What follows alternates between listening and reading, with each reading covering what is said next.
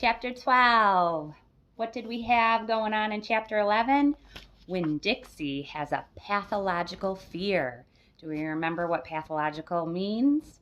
Well, if it's a pathological fear, it means it's something you can't be talked out of. It's a fear that you can't get reasoned out of. It never goes away, and it's a bad one. Well, Winn-Dixie has a pathological fear of thunderstorms, and there's a lot of them in Florida. And one night, there was a huge thunderstorm in that last chapter, and Winn-Dixie went nuts. He was running all over the house. He knocked over the preacher, and it was just a crazy, crazy night when he woke everybody up. But the lucky thing that came out of it was the preacher was very welcoming and very forgiving of Winn-Dixie's fear. And Opal said how much she loved the preacher because of that, and how she was so happy that the preacher was so forgiving, and the preacher put his arm around Winn-Dixie, and it made Opal feel so happy because she was worried that the preacher would make her get rid of him. So let's continue and see, and hopefully there's no more thunderstorms, but they said there's a lot in Florida, so I have a feeling we might come across another incident with Winn-Dixie. And we know now Opal's not feeling so lonely because we learn in the other few chapters that she made lots of friends. So let's see. Maybe we'll come across those friends again. Chapter 12. Me and Winn-Dixie got to Gertrude's Pets so early for my first day of work that the closed sign was still in the window. But when I pushed on the door, it swung open, and so we went on inside. I was about to call out to Otis that we were there, but then I heard music. It was the prettiest music I have ever heard in my life. I looked around to see where it was coming from, and that's when I noticed that all the animals were out of their cages. There were rabbits and hamsters and gerbils and mice and birds and lizards and snakes, and they were all just sitting there on the floor like they had turned to stone, and Otis was standing in the middle of them. He was playing a guitar, and he had on skinny, pointy-toed cowboy boots, and he was tapping them while he was playing the music. His eyes were closed, and he was smiling. Winn-Dixie got a dreamy kind of look on his face. He smiled really hard at Otis, and then he sneezed, and then his whiskers went all fuzzy, and then he sighed and kind of dropped to the floor with all the other animals. Just then, Gertrude caught sight of Winn-Dixie. "Dog!" she croaked, and flew over and landed on his head. Otis looked up at me. He stopped playing his guitar, and the spell was broken. The rabbit started hopping, and the birds started flying, and the lizard started leaping, and the snakes started slithering, and Winn-Dixie started barking and chasing everything that was moving. And Otis shouted, "Help me!" For what seemed like a long time, me and Otis ran around trying to catch mice and gerbils and hamsters and snakes and lizards. We kept on bumping into each other and tripping over the animals, and Gertrude kept screaming, "Dog! Dog!" Every time I caught something, I put it back in the first cage I saw. I didn't care if it was the right cage or not. I just put it in and slammed the door. And the whole time I was chasing things, I was thinking that Otis must be some kind of snake charmer, the way he could play his guitar and make all the animals turn to stone.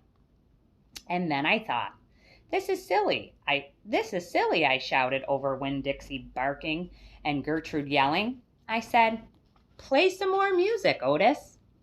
He looked at me for a minute.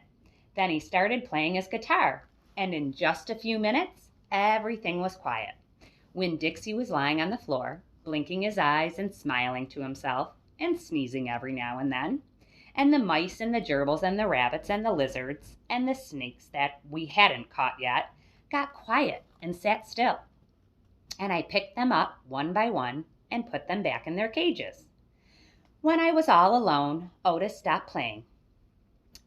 When I was all done, Otis stopped playing. He looked down at his boots. I was just playing them some music. It makes them happy. Yes, sir, I said. Did they escape from their cages? No, Otis said. I take them out. I feel sorry for them being locked up all the time. I know what it's like, being locked up. You do? I said. I have been in jail, Otis said.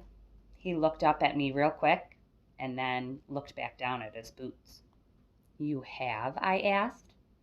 Never mind, said Otis. Aren't you here to sweep the floor? Yes, sir, I told him.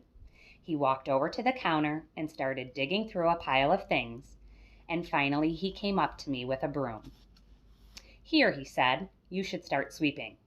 Only he must have gotten confused. He was holding out his guitar to me instead of the broom. With your guitar? I asked. He blushed and handed me the broom, and I started to work. I am a good sweeper. I swept the whole store and then dusted some of the shelves. The whole time I worked, Winn-Dixie followed me, and Gertrude followed him, flying behind him and sitting on his head and his back, and sitting on his head and his back and croaking real quiet to herself, Dog, dog. When I was done, Otis thanked me. I left Gertrude's pets thinking about how the preacher probably wouldn't like it very much that I was working for a criminal. Sweetie Pie Thomas was waiting for me right out front. I seen that, she said. She stood there and sucked on her knuckle and stared at me. Seen what? I said. I seen all them animals out of their cages and keeping real still. Is that man magic? She asked. Kind of, I told her. She hugged Winn-Dixie around the neck, just like this grocery store dog, right? Right, I said. I started walking, and Sweetie Pie took her knuckle out of her mouth and put her hand in mine. Are you coming to my birthday party? She asked. I surely am, I told her.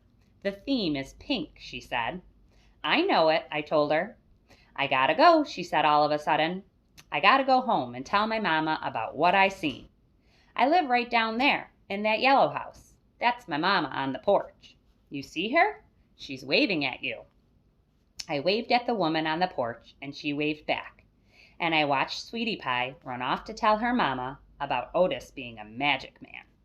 It made me think about my mama and how I wanted to tell her the story about Otis charming all the animals. I was collecting stories for her. I would also tell her about Miss Franny and the bear, and about meeting Gloria Dump and believing for just a minute that she was a witch. I had a feeling that these were the kind of stories my mama would like, the kind that would make her laugh out loud, the way the preacher said that she liked to laugh. Chapter 13, Later. I love this book. Thank you for coming to read with me, and we will see you soon. Keep showing me your pictures, keep writing to me, keep working hard, keep helping your mom and dad out.